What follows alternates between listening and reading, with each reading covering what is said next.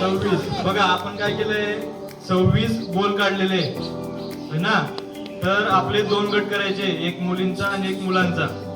तर तुम्हाला काय करायचंय, एक एक जण येणार आहे आणि काय लिहिणार आहे, प्रत्येक मुलामध्ये एक इंग्रजीचं लेटर लिहिणार आहे. समजलं. आता समजा एक जण इकडचा आला, त्यांनी पहिले ए लिहिला, तर पुढच्यानी बी नाही लिहायचंय, बी सोडून दुसरा कोणताही लिहायचंय.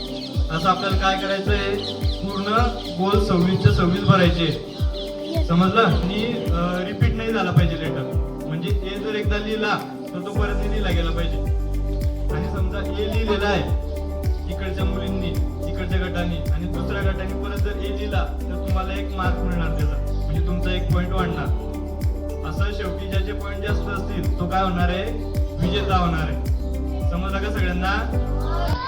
नक्की करायचं का सुरू? सुरू.